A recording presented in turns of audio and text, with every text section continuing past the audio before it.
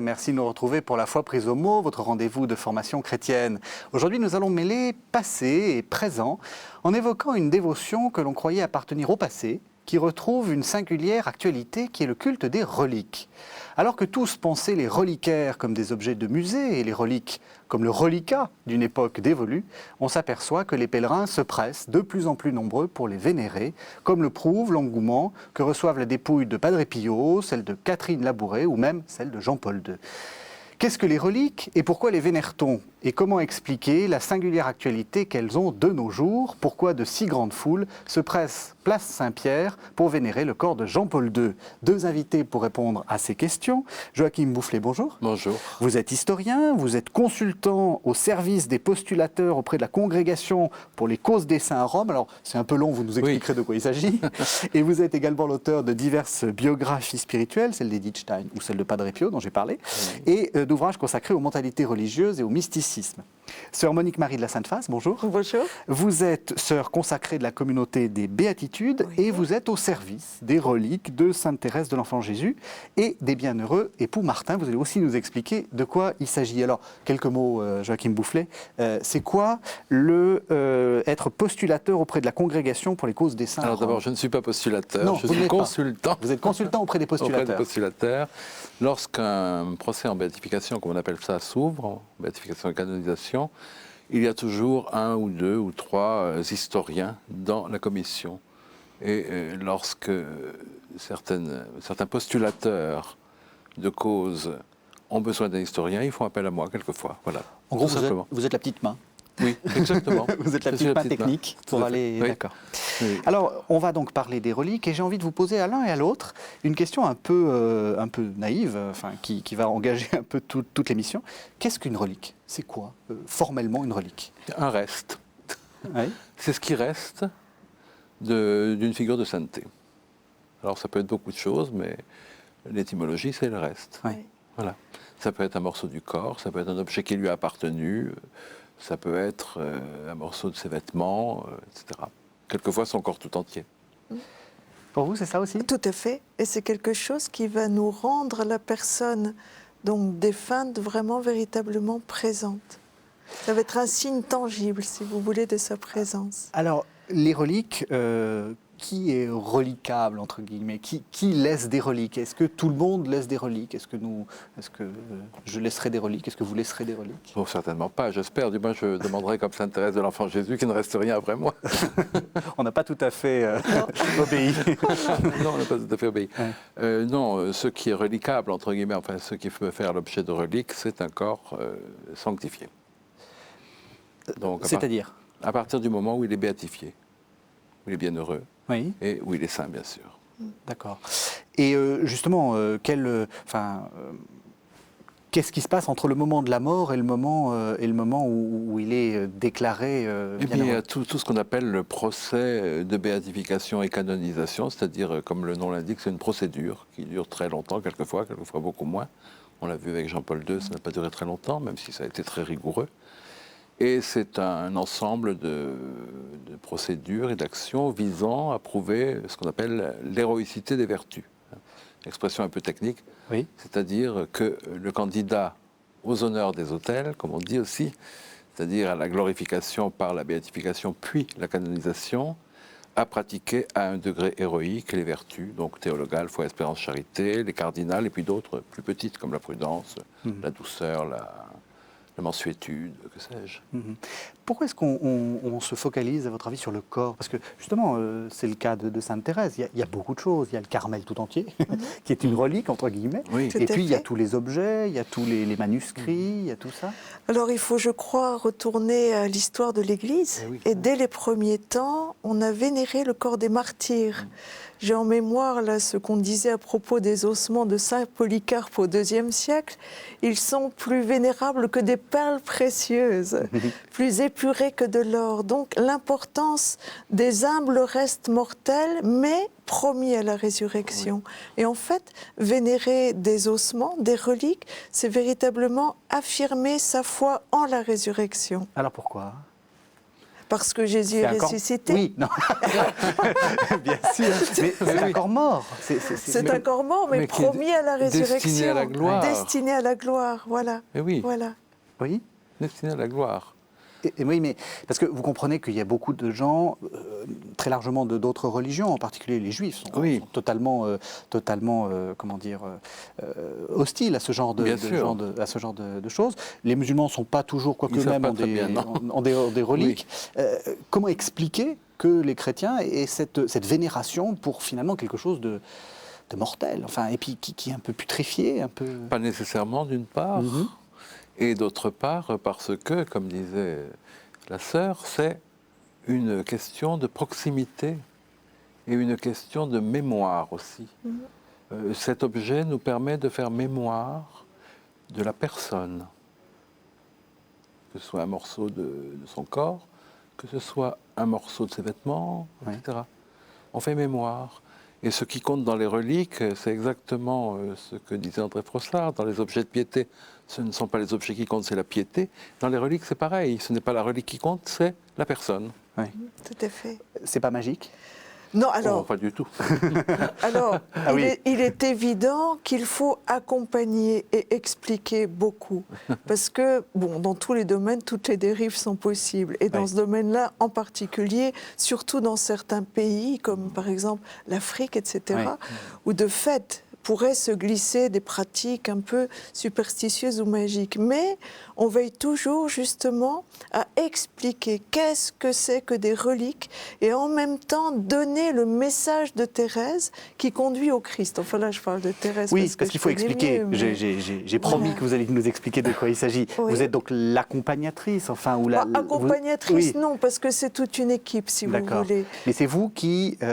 L'organisation, voilà, on va qui organisez le calendrier, le déplacement, comment on appelle ça, la translation voilà. du corps de Thérèse et des époux Martin. Voilà, tout à fait. Mais il faut savoir aussi qu'il y a quelqu'un pour la logistique, parce que le corps de Thérèse a été mis dans un grand reliquaire qui, pour prendre l'avion, prend une grande caisse, est considéré comme du fret. Et donc, il y a tout un travail pour les avions, les douanes, que fait un monsieur libanais au pèlerinage. Il y a aussi une équipe qui accompagne, surtout en France, les reliques, justement pour donner le message de Thérèse avec des publications, parce que les gens sont très demandeurs. Vous voyez, c'est un ensemble. Et quand les reliques vont dans un pays, c'est à la demande non pas seulement d'une communauté ou d'un seul évêque, mais de la conférence épiscopale. Vous voyez, pour éviter ce type de dérive, toujours possible, bien sûr, mais on évite au maximum en demandant une préparation en amont très importante, et puis donc la prise en charge par le clergé local, les conférences épiscopales et un éventuel accompagnement. Oui, donc redonnant le message que vous donnez, c'est pas magique. Donc l'idée c'est quoi? C'est juste de donner plus de présence à Thérèse. Exactement. Et d'ailleurs, dans une communauté. Voilà. Et ce que font, enfin, l'expérience que font les gens, ils ne viennent pas vénérer des ossements. C'est très curieux. Moi-même, je l'ai fait aussi, alors que je n'étais pas du tout convaincue au départ. C'est une personne qu'ils rencontrent. On retrouve la personne. Donc, en Thérèse, ils vont rencontrer une amie, une sœur, quelqu'un, à qui ils peuvent lâcher le fardeau de la vie, qui souvent est très pesant. Et j'ai envie de dire, ils respirent un parfum d'évangile. Quelle est la représentation qui est derrière? Vous avez dit, là, quand la sœur parlait, ils retrouvent la personne. C'est étrange. Mais oui. Mais c'est exactement ce qui se passait avec le culte des martyrs et puis le culte des restes des martyrs. On conservait la mémoire de la personne et on gardait l'intimité qu'on avait eue avec elle sur terre et qui se poursuit dans la gloire, dans la communion des saints. Voilà, c'est très important, la communion des saints, c'est un grand mystère. Mais pourquoi a-t-on besoin finalement de ces restes-là? On peut le faire tranquillement dans sa chambre. C'est juste une... D'abord parce que ça focalise... Une objectivation, oui. Oui, non, ça rassemble une communauté. Oui. Ce n'est pas une démarche isolée, ça rassemble une communauté qui est une famille, qui est l'Église. Oui. Et puis en plus, je crois qu'on a besoin de signes sensibles. Nous sommes des êtres sensibles. Oui. Nous avons besoin de toucher, de voir, de sentir. Ça fait partie de la personne humaine et je crois qu'il ne faut surtout pas mépriser cet aspect de la personne. Alors, il y a un autre aspect aussi dans ces questions de reliques, c'est le fait que on dit que tout autel, alors je ne sais pas si c'est vrai actuellement, que tout autel doit contenir des reliques. Oui, en principe, oui. Alors, oui, c'est vrai. qu'est-ce que ça dit? Ça dit quand même qu'il y a quelque chose, enfin qu'il y a quelque chose qui est attaché à ces ossements-là ou à ces... Oui, mais c'est simplement le témoignage du fait que l'Église est fondée sur le Christ et qu'elle vit à travers ses saints, tout simplement. Bien sûr. Et qu'il y a une continuité entre le Christ et nous à travers tous les saints qui ont constitué l'Église. C'est une obligation ou c'est juste une tradition? Je pense que c'est toujours une obligation, il me semble. Je pense, oui, tout à fait. Parce que, en fait, comme disait M. Boufflet, nous ne sommes pas de purs esprits et nous avons besoin de signes tangibles. Or, moi, ce qui me frappe et qui m'émerveille en même temps dans le christianisme, c'est l'importance donnée au corps. Je crois qu'aujourd'hui, dans une société qui a éclaté tous ces repères-là, c'est très important de revenir à la dignité du corps humain, y compris quand il n'est plus vivant.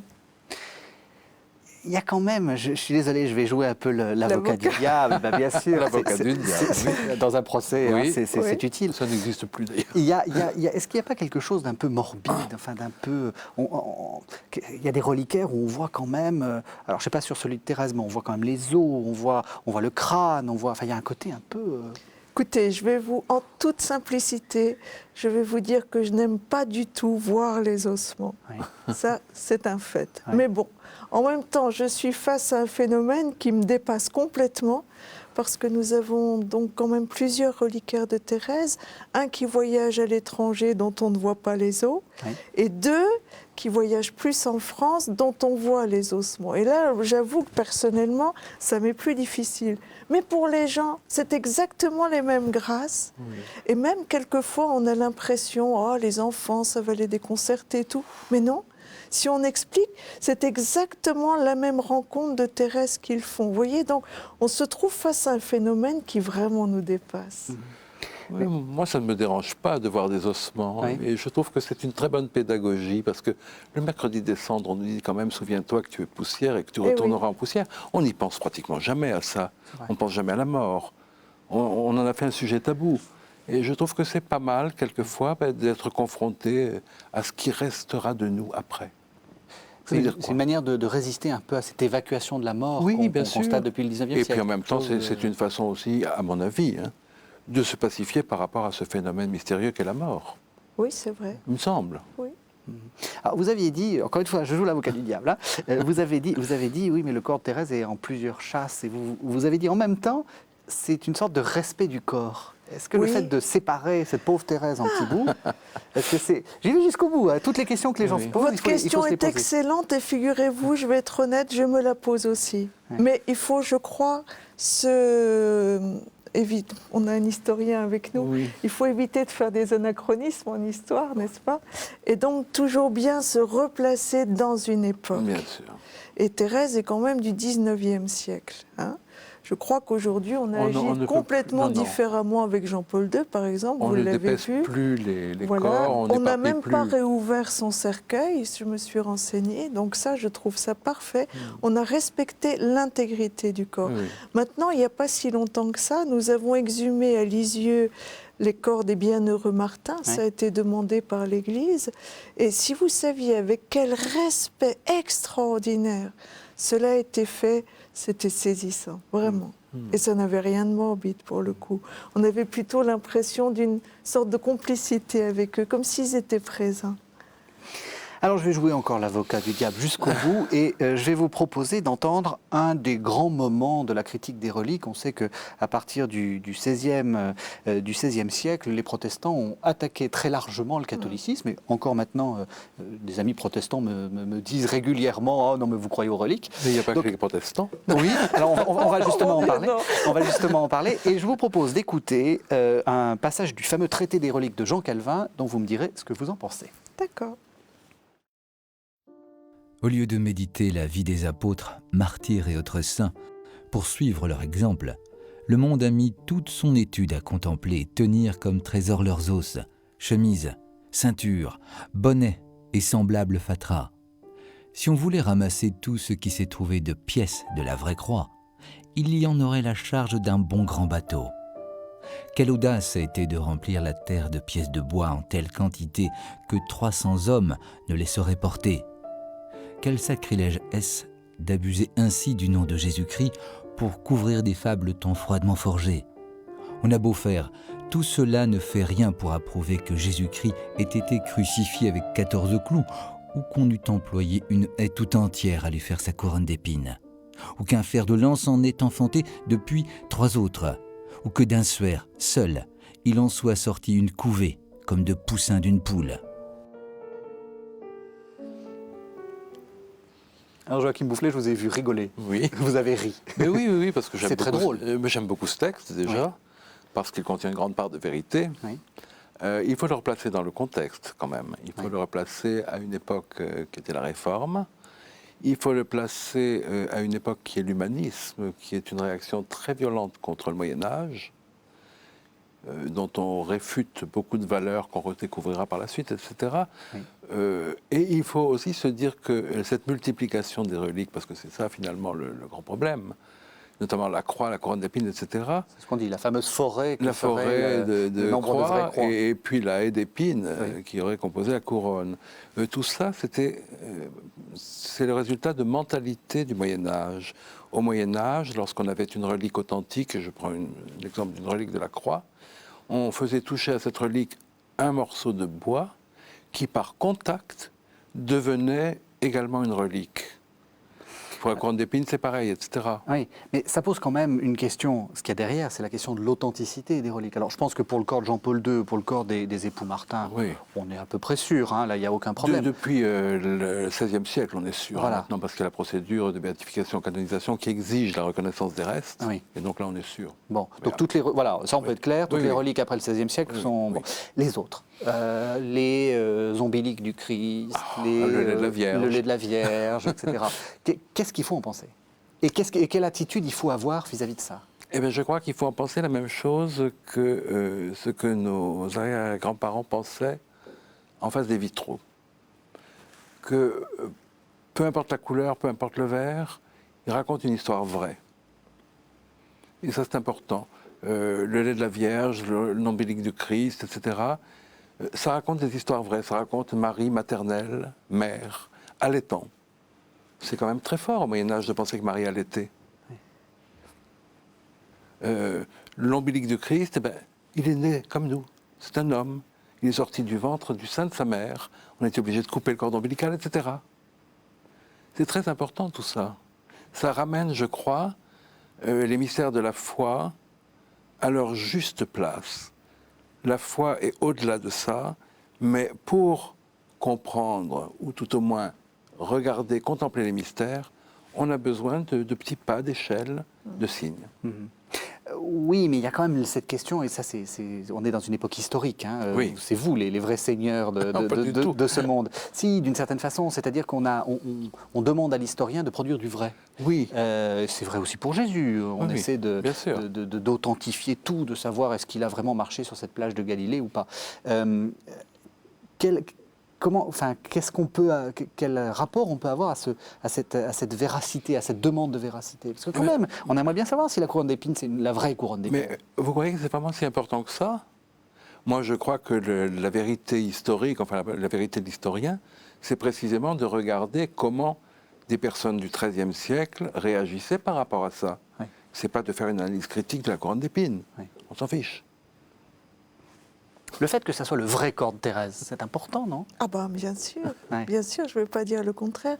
Mais par rapport à la couronne d'épines, souvenez-vous que le grand penseur Pascal a eu une nièce qui a été guérie d'une fistule lacrymale par une épine, Oui. la sainte épine. Oui, et il y a encore, on Et parle encore de que- miracles. Voilà, oui, et qu'il auquel elle a parle. dit que le Saint-Esprit était invisiblement présent dans les reliques. Je trouve Oui. que c'est très beau. C'est beau. Et ce que dit M.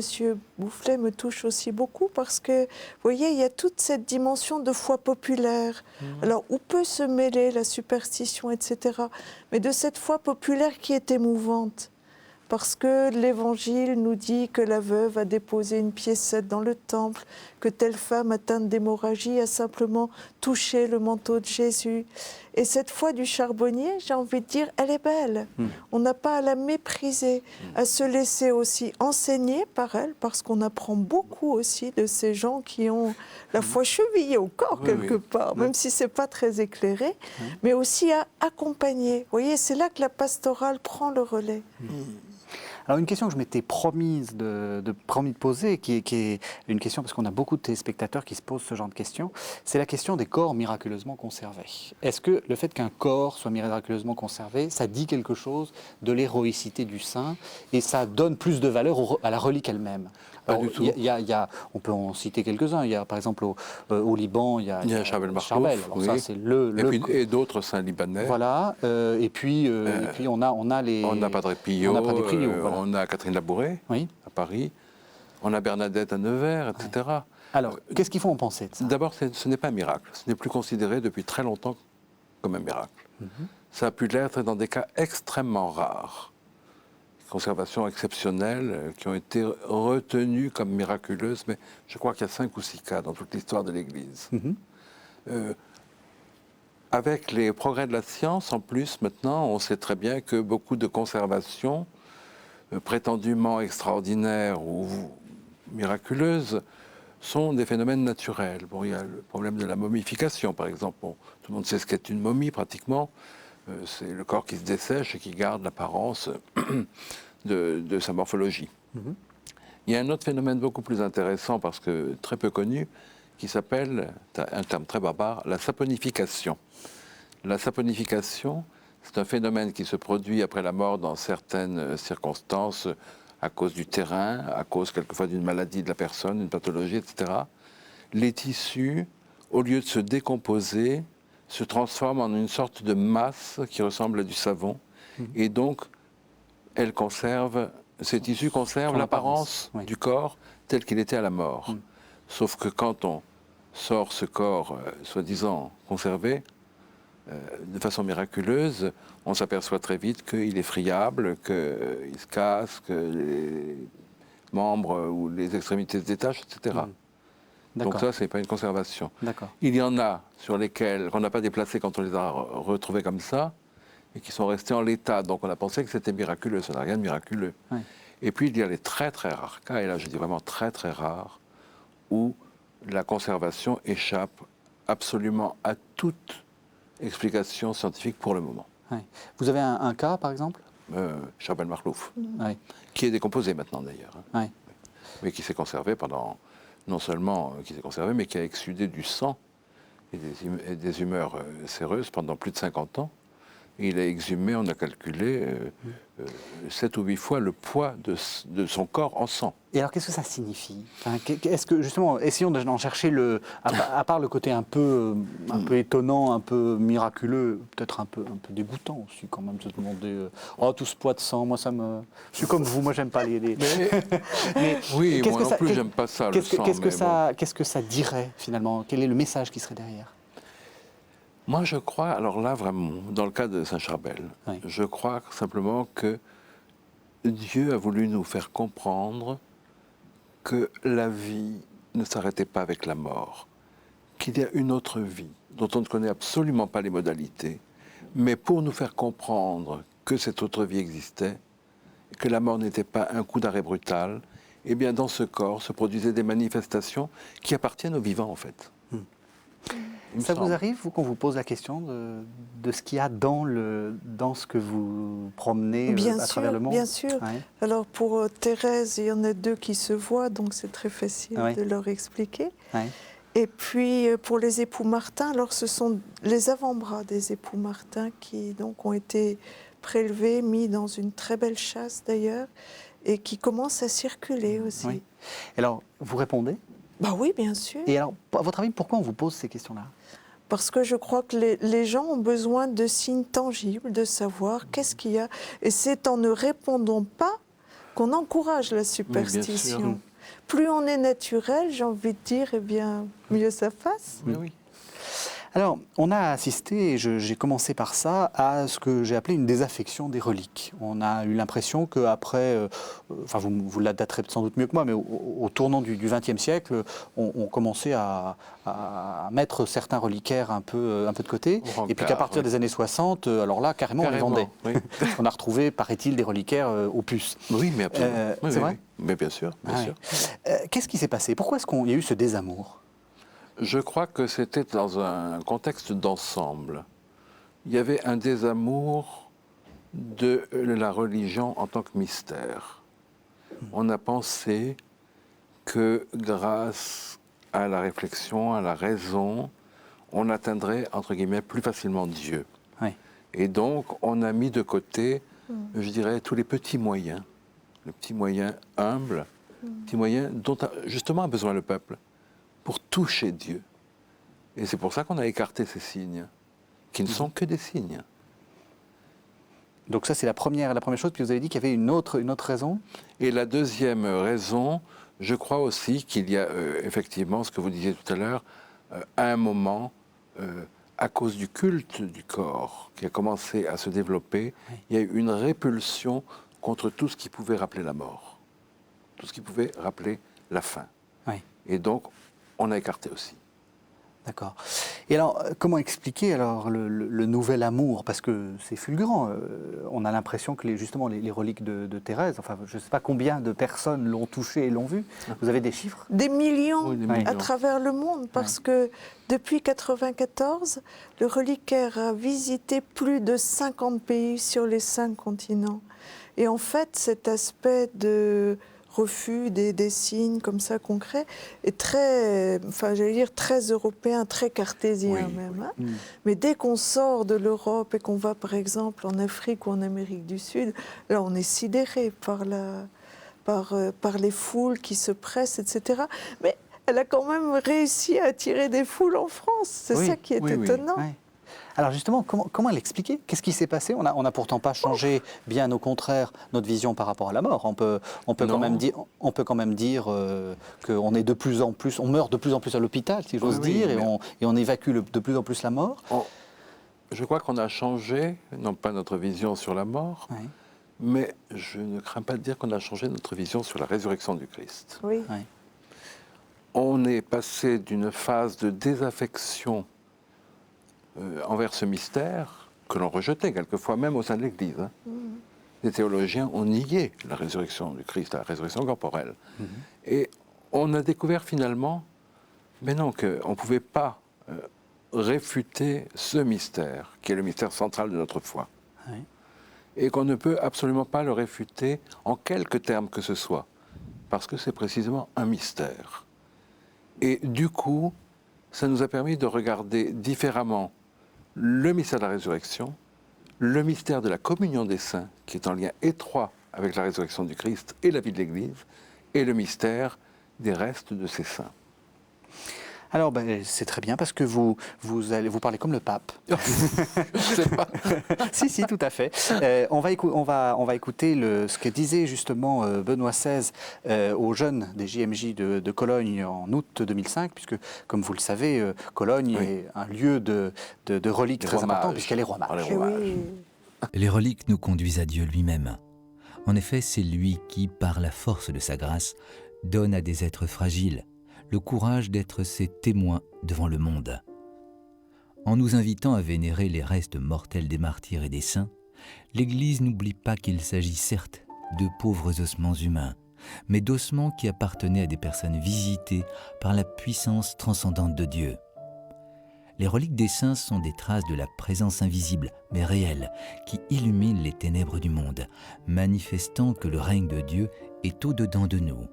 Elle crie avec nous et pour nous, « Maranatha, viens Seigneur Jésus ». Donc vous voyez, c'est exactement ce que le pape disait. Alors j'ai envie de vous poser des questions un peu techniques. Une fois que le procès en béatification s'est conclu, et on l'a vu très récemment à propos de Jean-Paul II, moi j'ai été frappé par le fait qu'on a disons, présenter de manière très ostensible un reliquaire, et je crois que c'est sœur Marie-Simon-Pierre qui a présenté ces reliques. En quoi c'est important, enfin, et comment ça fonctionne? Qu'est-ce qu'on fait une fois qu'on a notre bienheureux? J'avoue que ça m'a un peu surpris, cette présentation de cette fiole de sang, de cette ampoule de sang. Bon, pourquoi pas. En principe, après la déclaration de béatification ou de canonisation, on ne touche pas au corps, on prélève juste 2 ou 3 petites pièces pour mettre dans des pierres d'autel, précisément. Oui. Et puis c'est tout. On n'a plus le droit maintenant de dépecer, de morceler les corps. D'accord. Il y a des corps qui ont été traités d'une façon absolument épouvantable, comme celui de Sainte Thérèse d'Avila, par exemple, Oh oui. qui a été coupé en 1000 morceaux, si je puis dire, pour être distribué, alors qu'elle n'était pas décomposée en plus, pour être distribuée à tout vent. C'est à partir de quand qu'on ne dépèce plus les corps? Alors, depuis peu de temps, depuis relativement peu de temps, je pense que c'est depuis le Concile, en fait. D'accord. Ou juste après le Concile. Donc on ne touche pas au corps normalement? On ne touche pratiquement plus au corps, non. On peut couper des cheveux, ça bien sûr. Mais autrement, non, on ne touche plus à l'intégrité du corps. Alors, après, on dit qu'on l'élève sur les autels. Donc ça veut dire quoi? Qu'on le montre? Il faut que... Il n'y a pas nécessairement une ostension, non, pas Parce du que tout. la sœur parlait de l'exhumation des époux Ça, c'est Martin. obligatoire. Oui. C'est un processus obligatoire, ça fait partie de toute la procédure pour s'assurer d'abord, premièrement, que ce sont bien eux qui sont enterrés à cet endroit et qu'on ne vénérera pas quelqu'un d'autre, entre guillemets. Oui. Et puis surtout pour éviter précisément la dispersion des reliques. C'est une mesure de sécurité. Le corps exhumé est défini comme tel et on n'y touche plus. D'accord, on le conserve, enfin, c'est une sorte d'inventaire, entre guillemets. C'est un C'est-à-dire inventaire, mais... Devant tout le monde, Voilà. on le montre, d'accord. Et puis surtout, on ne le touche plus. Oui. On met le barrage. Et là, on ne peut plus couper un morceau, on ne peut plus rien faire. Est-ce qu'il faut obligatoirement qu'il soit dans ce qu'on appelle un reliquaire? Est-ce qu'il faut que disons qu'on le voit et qu'il y ait un coffre particulier, un objet particulier pour le montrer? Non, parce que d'abord, les pierres d'autel ne sont pas stricto sensu des reliquaires, même s'ils le sont, effectivement. D'autre part, les 9/10 des reliquaires ne permettent pas de voir ce qu'il y a dedans. Et puis, je pense que quand ils sont dans un reliquaire, c'est précisément pour être exposés à la vénération des fidèles lors de certaines occasions. Je pense, par exemple, aux fameuses ostensions de Limoges, tous les 5 ans, où les chefs, les têtes des saints du Limousin sont présentés. En plus, il me semble qu'on ne peut pas parler de culte des reliques, mais de vénération, ce qui est très différent. On vénère des reliques, on rend un culte à Dieu en ses saints. C'est très différent. Vous dites bien sûr. Pourquoi? Oui, c'est très important. Alors expliquez. Par exemple, il y a des expressions qui sont tout à fait inadéquates. Certains disent l'adoration des reliques, mais surtout pas. Oui. On n'adore que Dieu, et c'est effectivement une vénération. Et par exemple, avec Thérèse, je reviens à notre exemple, eh bien, c'est le Christ qu'on rencontre à travers Thérèse. Thérèse qui nous conduit au Christ. Ça, c'est très important.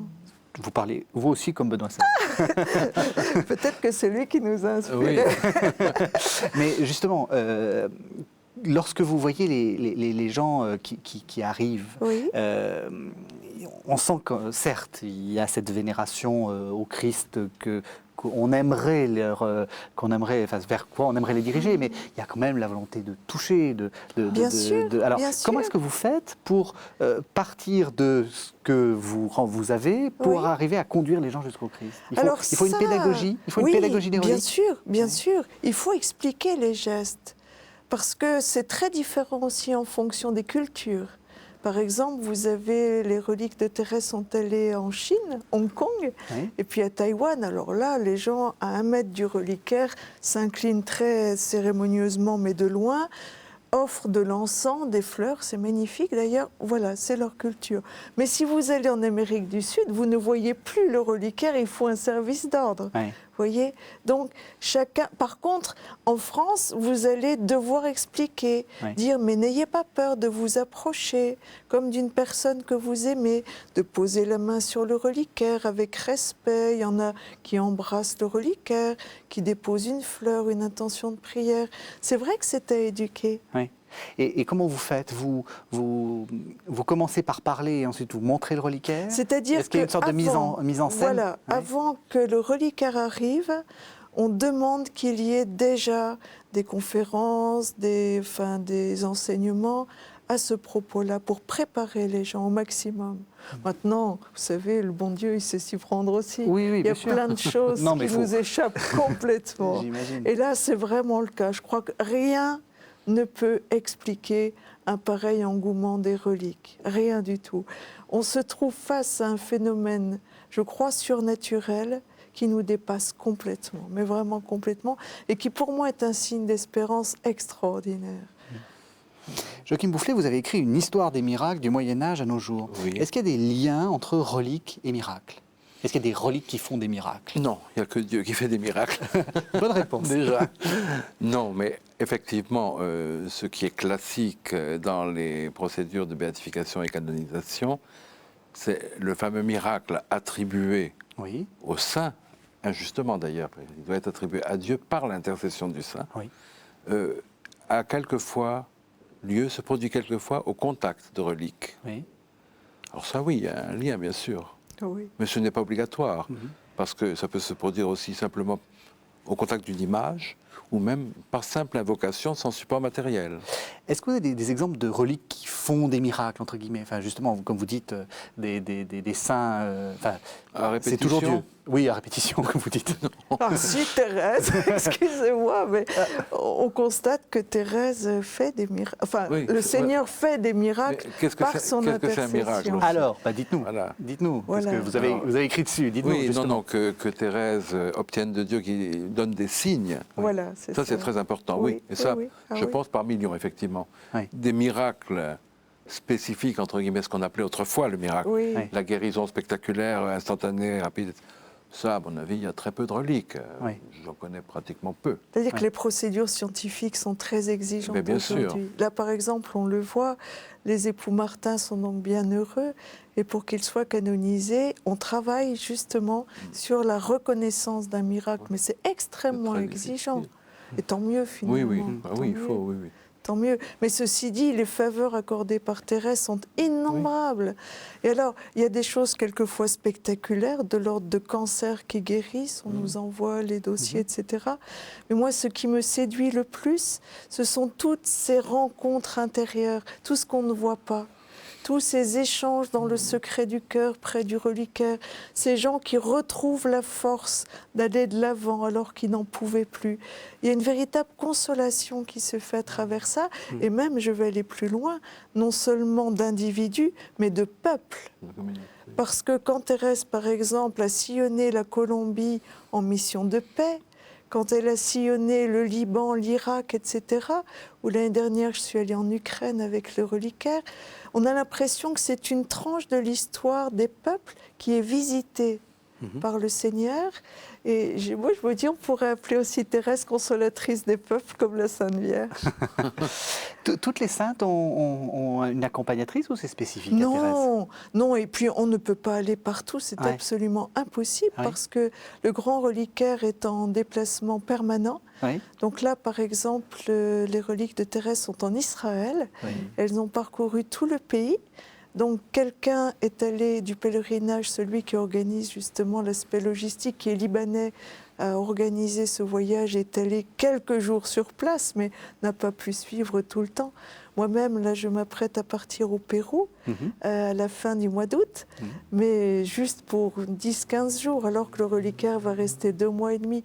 Si vous voulez, à partir du moment où ils sont confiés à des conférences épiscopales, avec des délégués, des comités qui restent en lien avec nous pour l'organisation, après on fait confiance.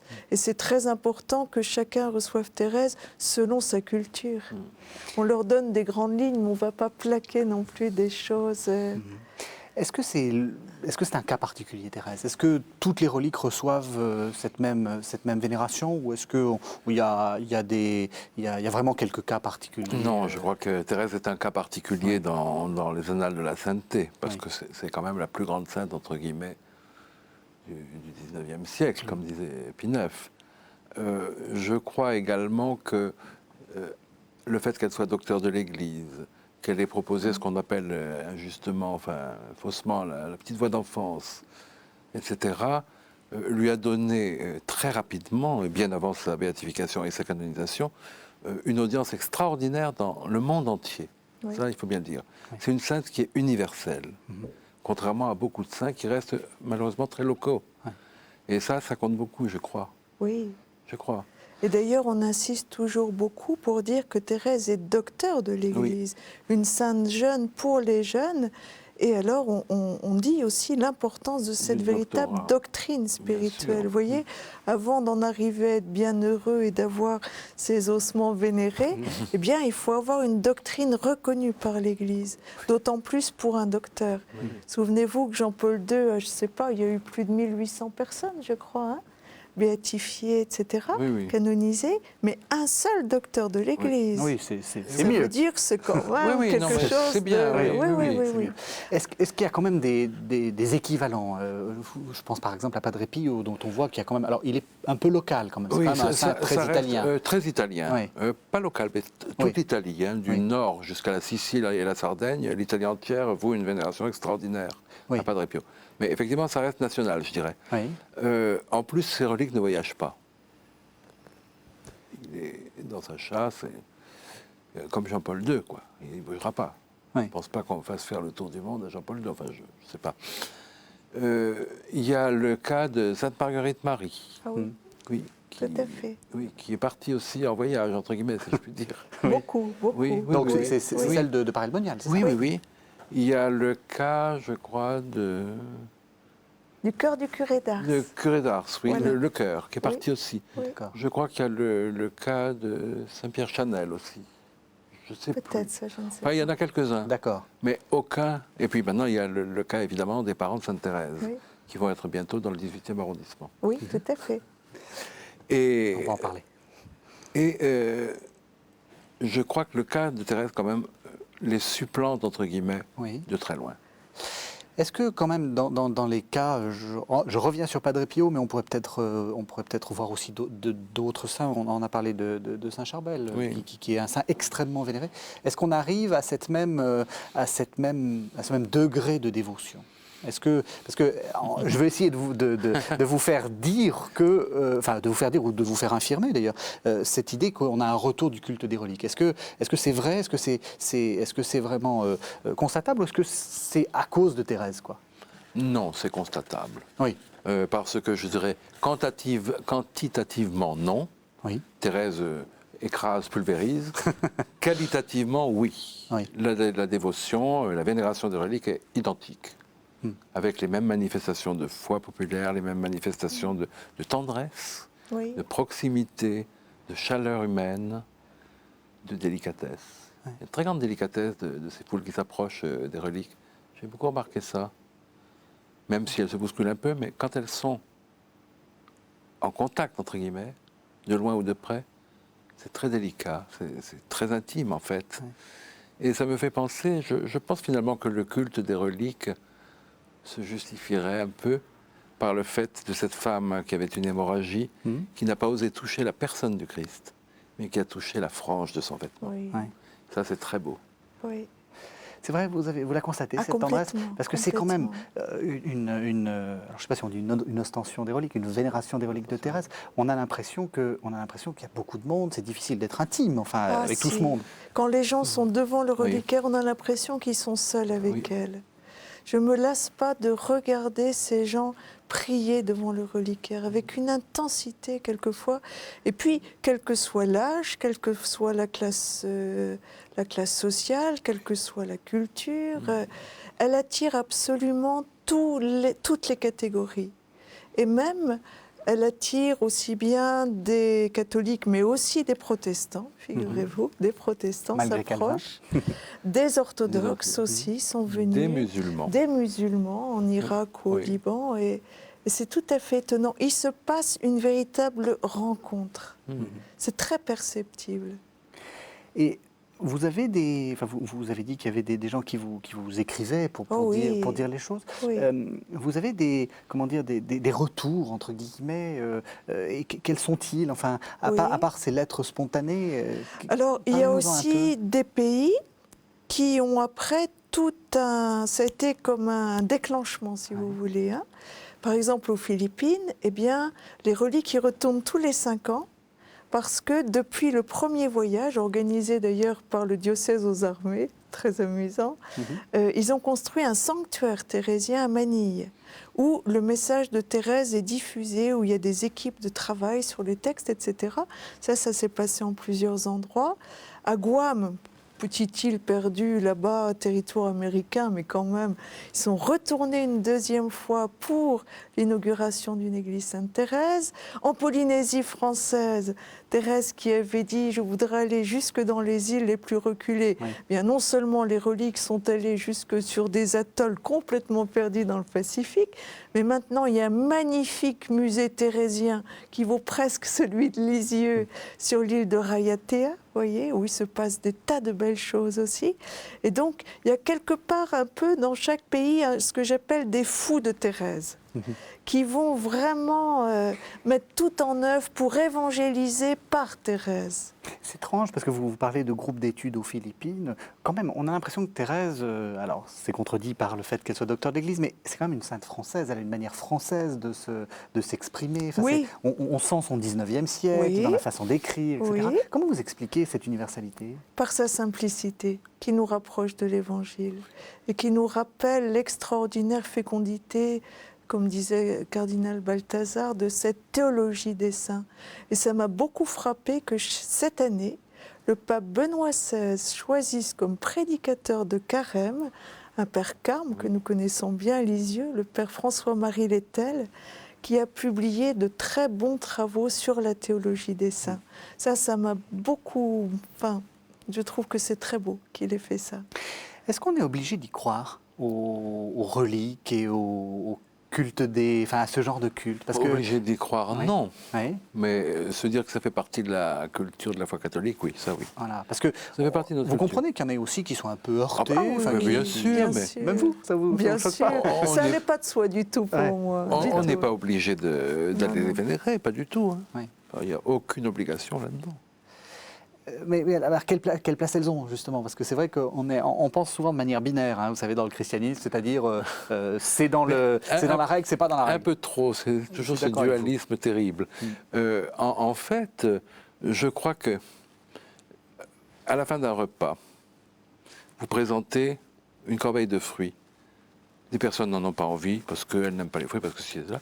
Et d'autres personnes ont plaisir à en manger. Les reliques, c'est pareil. Je crois que c'est pareil. Alors, j'aimerais terminer, puisqu'on arrive à la fin de cette émission, par la question du pèlerinage, puisque qui dit relique dit quand même très souvent pèlerinage. Le plus grand pèlerinage d'Occident, c'est celui de Saint-Jacques-de-Compostelle, qui s'est fait sur le tombeau. Oui. Présumé, de l'apôtre Saint-Jacques qui a été décapité à Jérusalem, comme chacun sait.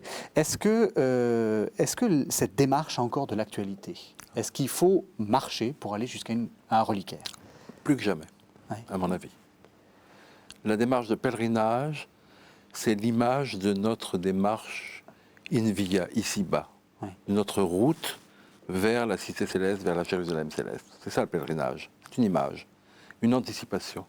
Et je crois que faire un pèlerinage, c'est affirmer que dans cette vie ici-bas, nous sommes en route vers la fin qui est la Jérusalem céleste, qui est le trône de l'agneau, etc. Donc il faut aller voir les saints. Il ne faut pas se dire, ça fait partie de la démarche. C'est pas simplement une question. On prend un TGV ou Non. Je crois qu'il faut vraiment faire une démarche. Et les personnes la font d'ailleurs cette démarche, même si c'est pendant quelques mètres. Oui. Mais elles le font dans cette conviction de marcher vers quelque chose, vers quelqu'un. Et justement, encore une fois, l'avocat du diable, est-ce que le fait de faire venir Thérèse et pas de faire venir tout le monde à Lisieux, c'est pas une manière de contredire ça? Non, c'est un pèlerinage à l'envers, tout simplement. Oui. Parce que tout le monde ne peut pas venir à Lisieux. Les petits Indiens, je suis aussi allée donc en Colombie, en Équateur, les petits Indiens des Andes, comment voulez-vous qu'ils viennent jusqu'à Lisieux? Les populations déportées du Kazakhstan, de Sibérie, comment voulez-vous qu'elles viennent à Lisieux? Et elles sont complètement touchées de recevoir la visite d'une grande sainte comme ça. Et là, elles se mettent en marche. Oui. J'ai vu en Colombie une femme indienne, pieds nus, faire 30 kilomètres pour venir vénérer les reliques de Thérèse. C'est quand même extraordinaire. Là, c'est le pèlerinage à l'envers. Et je pense que c'est très important dans une société qui a fait éclater tous les repères existentiels. Parce que Thérèse, enfin et les autres saints, nous donnent l'essentiel des points de repère. On ne sait plus où est le nord du sud, où est l'est de l'ouest. Les gens sont perdus, surtout en Europe.